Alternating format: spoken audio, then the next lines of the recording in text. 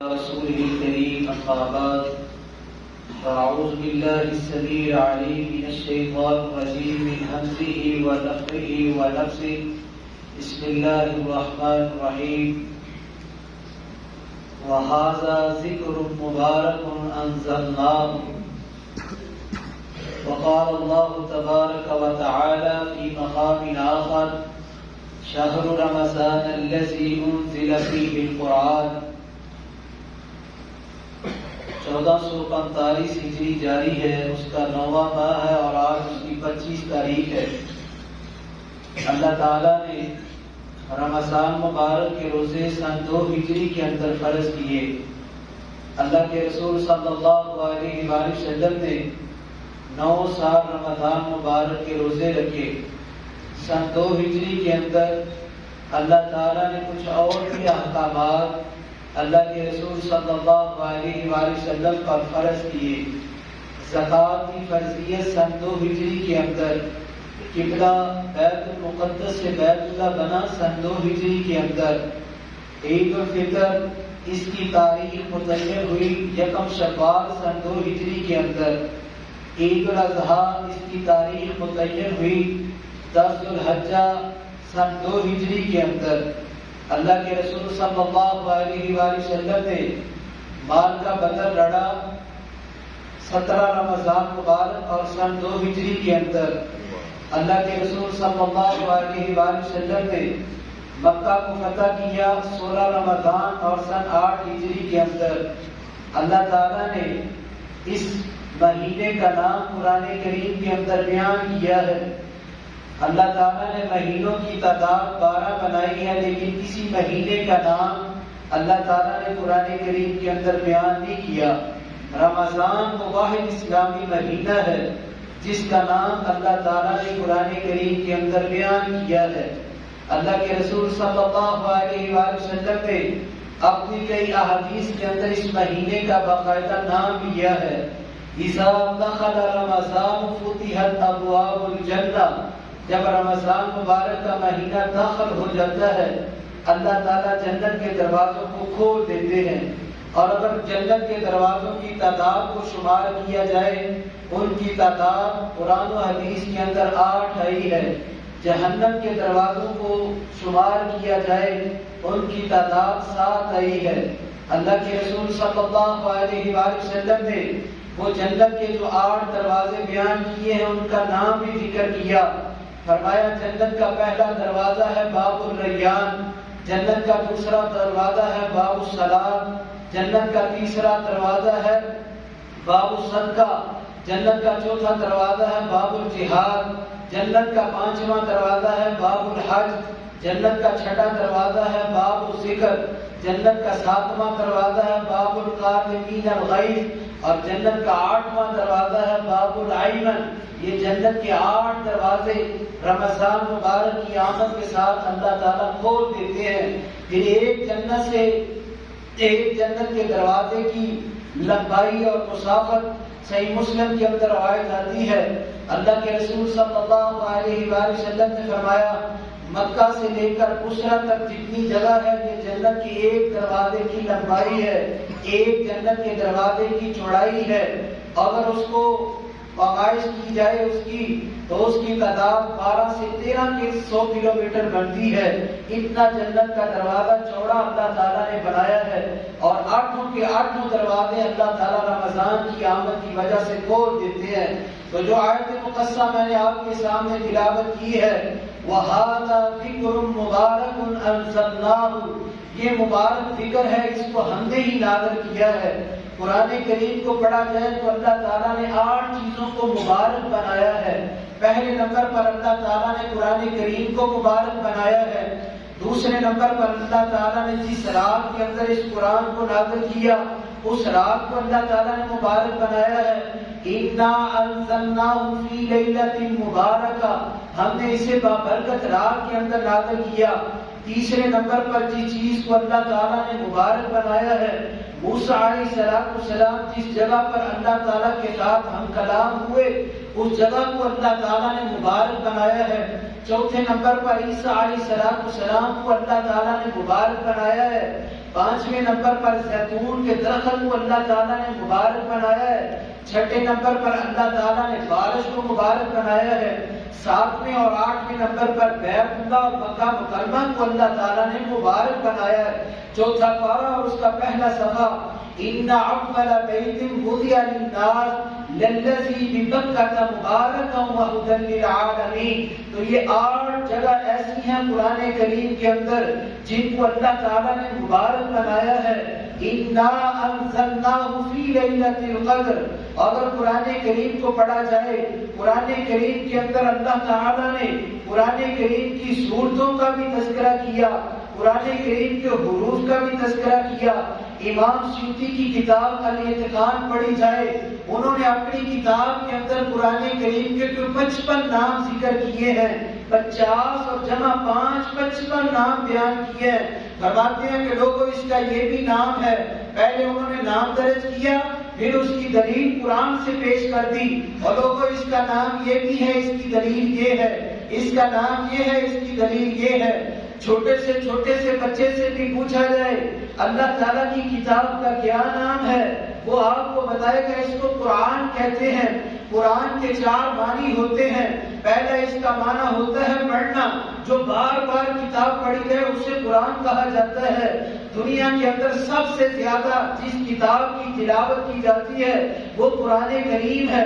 قرآن کریم کا پہلا معنی ہوتا ہے پڑھنا، دوسرا اس کا معنی ہوتا ہے ملانا، تیسرا معنی ہوتا ہے جمع کرنا، چوتھا معنی ہوتا ہے متشابہ ہونا۔ یہ 4 قرآن کریم کے معنی ہیں۔ ہم قرآن کریم کو پڑھتے رہتے ہیں لیکن اس کا معنی اور مفہوم نہیں جانتے۔ اس کے معنی کو یاد کریں۔ قرآن کا دوسرا نام ہے فرقان۔ اللہ تعالیٰ نے 19ویں پارے کے اندر سورہ فرقان کے اندر بیان کر دیا، تبارک الذی نزل الفرقان علی عبدہ لیکون للعالمین نذیرا۔ فرقان کا معنی ہوتا ہے فرق کر دینا، جدا کر دینا، علیحدہ کر دینا۔ نمازی اور غیر نمازی کے درمیان قرآن کریم نے فرق کر دیا، مومن اور کافر کے درمیان قرآن کریم نے فرق کر دیا۔ تو اس کا معنی فرقان بھی ہے۔ یہ دوسرا نام ہے جو قرآن کریم کے اندر اللہ تعالیٰ نے خود بیان کیا ہے۔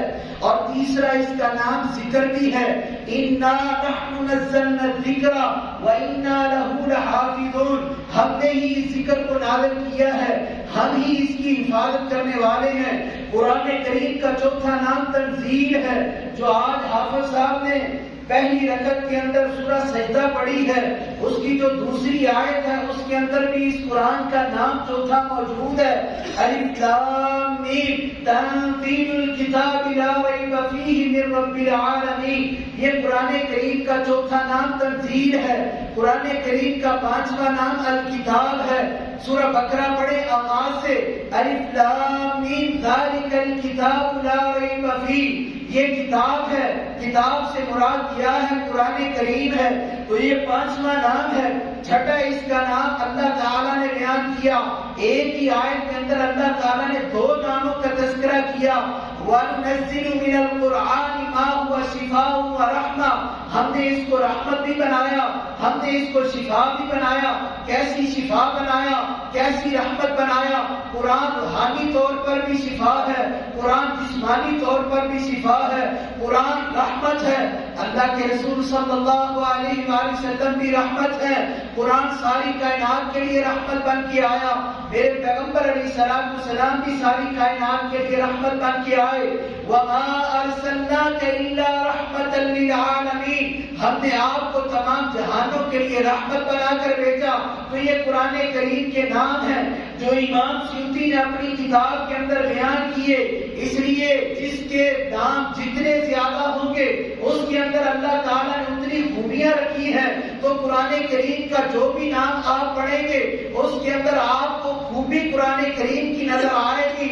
نبی اکرم صلی اللہ علیہ وآلہ وسلم نے فرمایا، آپ علیہ السلام کا فرمان صحیح البخاری کے اندر، صحیح مسلم کے اندر آتا ہے۔ عثمان بن عفان رضی اللہ تعالیٰ بیان کرتے ہیں، خیرکم من تعلم القرآن وعلمہ۔ تم میں سے بہتر وہ ہے جو قرآن کو سیکھتا بھی ہے اور قرآن کو سکھاتا بھی ہے۔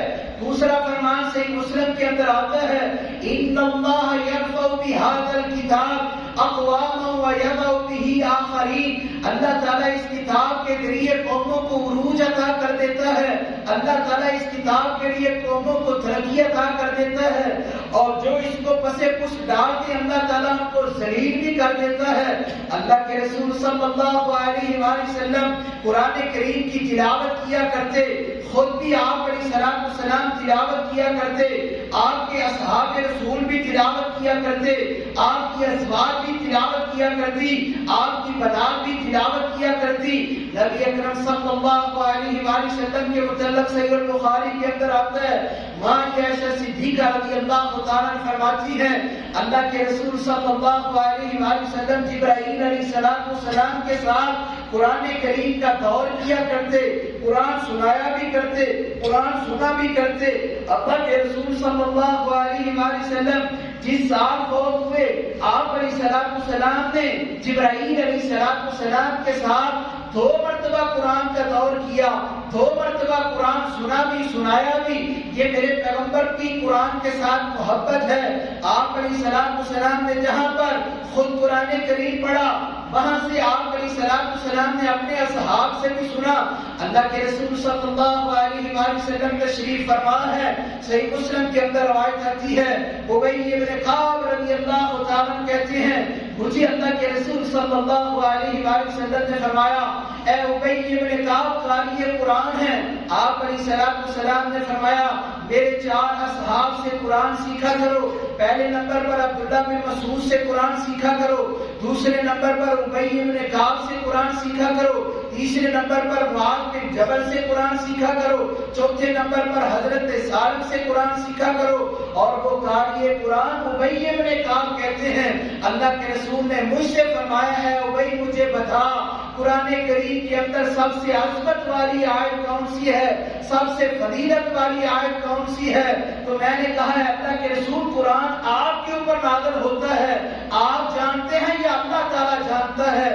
اللہ کے رسول صلی اللہ علیہ وآلہ وسلم نے فرمایا اے میرے ابی بن کعب مجھے بتا قرآن کریم کے اندر سب سے عظمت والی آیت کون سی ہے؟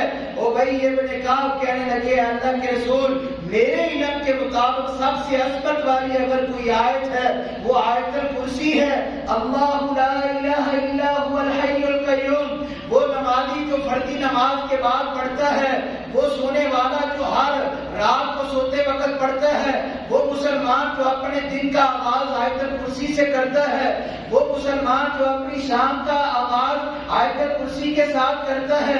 اللہ کے رسول صلی اللہ علیہ وآلہ وسلم نے جب اپنے شریعت سے یہ الفاظ سنے تو ابی بن کعب کہتے ہیں اللہ کے رسول نے میرے سینے کے اوپر تھپکی لگائی، فرمایا اے ابی بن کعب تجھے تمہارا علم مبارک ہو۔ میرے پیغمبر علیہ السلام حوصلہ افزائی بھی کیا کرتے تھے، اپنے شاگردوں کی حوصلہ افزائی، اور آپ علیہ السلام ان کی دلجوئی بھی کیا کرتے تھے۔ یہ ابی بن کعب ہیں جن سے اللہ کے رسول نے قرآن کے متعلق پوچھا اور انہوں نے جواب دیا۔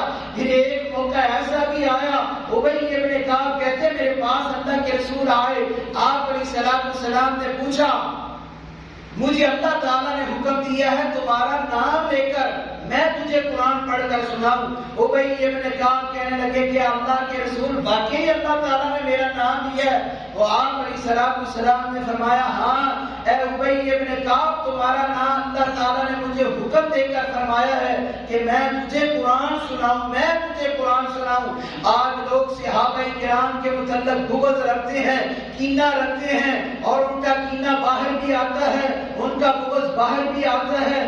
وہ کیسے پاک باز صحابہ کرام تھے جو زمین پر بیٹھے ہوتے تھے، اللہ تعالیٰ عرش بری سے ان کا نام لے کر اپنے پیغمبر کو فرمایا کرتے تھے اے اللہ کے رسول ان کو قرآن سنائیں، ان کو قرآن سنائیں۔ تو آپ علیہ السلام نے سورۃ البینہ پڑھ کر سنائی، لم یکن الذین کفروا من اہل الکتاب، یہ سورت اللہ کے رسول نے پڑھ کر سنائی۔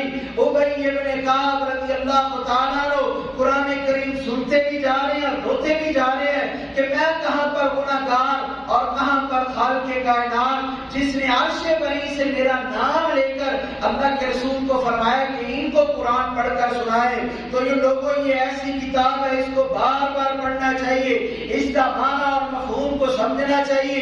اسی لیے اللہ تعالیٰ نے اپنے قرآن کریم کے اندر بیان فرما دیا وَهَذَا ذِكْرٌ مُبَارَكٌ أَنزَلْنَاهُ، یہ مبارک ذکر ہے جس کو ہم نے نازل کیا۔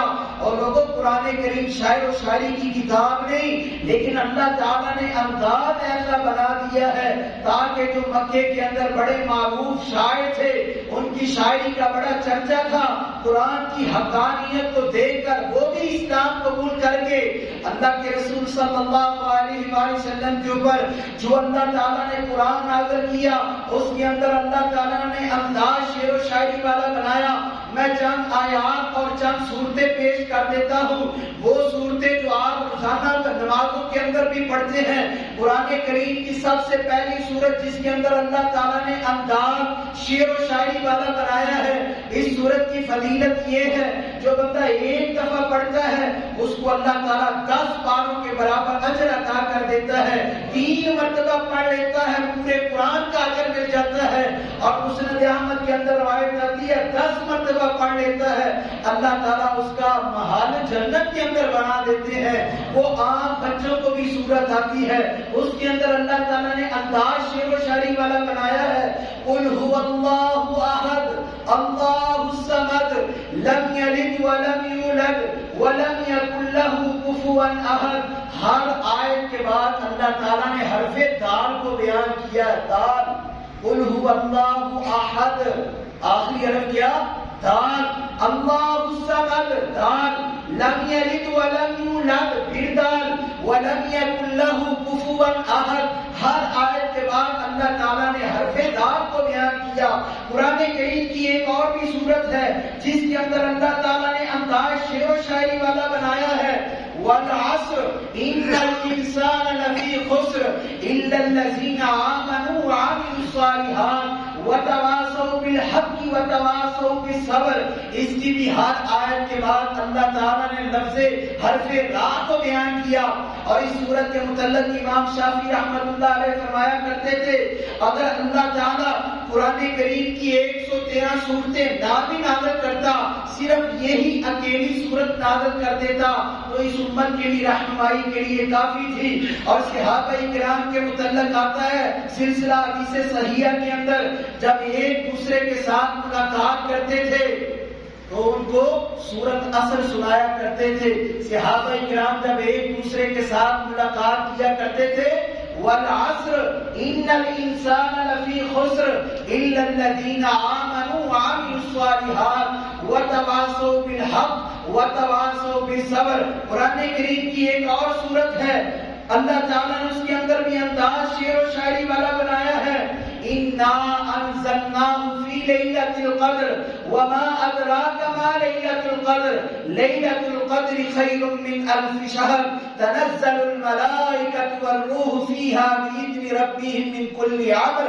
اس کی بھی ہر آیت کے بعد اللہ تعالیٰ نے حفظ را کو بیان کیا۔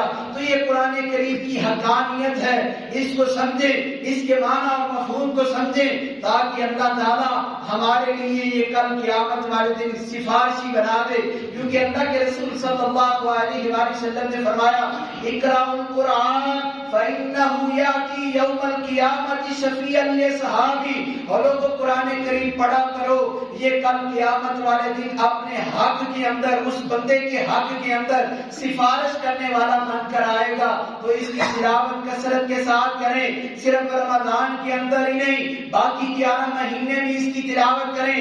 صرف رمضان کے اندر اس کے معنی مفہوم کو سمجھنا نہیں، باقی 11 مہینے بھی اس کے معنی اور مفہوم کو سمجھنا ہے۔ اور یہ عظیم الشان مرکز ہے مولانا ثناء اللہ ربانی رحمت اللہ علیہ کا، جہاں پر انہوں نے ساری زندگی قال اللہ اور قال رسول کی صدائیں بلند کی ہے، لوگوں کو قرآن سکھایا بھی ہے، لوگوں کو قرآن کریم پڑھایا بھی ہے، اور ان کے کتنے ہی نوازی حضرات ان کے لیے بہترین صدقہ جاریہ ہے، ان کی اولاد ان ان کے لیے بہترین صدقہ جاریہ ہے، تو کثرت کے ساتھ قرآن کریم پڑھیں، اپنے اساتذہ کے لیے دعائیں بھی کیا کریں جنہوں نے آپ کو قرآن کریم پڑھایا۔ آپ ایک لفظ پڑھیں گے اللہ تعالیٰ ان کو بھی برابر کا اجر عطا کرے گا۔ آپ اس مرکز کے اندر نماز پڑھیں گے اللہ تعالیٰ ان کو برابر کا اجر عطا کرے گا۔ اللہ تعالیٰ سے دعا ہے اللہ تعالیٰ ہمیں کتاب اللہ اور سنت رسول کے ساتھ پیار اور محبت کرنے والا بنائے۔ جو کچھ میں نے آپ کے سامنے سبق سنایا ہے اس کو یاد رکھیں۔ اللہ تعالیٰ میری محنت اور آپ کا سننا سنانا اللہ تعالیٰ قبول و منظور فرمائے۔ بیماروں کے لیے دعا کی درخواست ہے، سب احباب بیماروں نے کے لیے دعا فرمائے۔ اللہ تعالیٰ جتنے بھی بیمار ہیں سب کو شفاء کاملہ عاجلہ نصیب فرمائے۔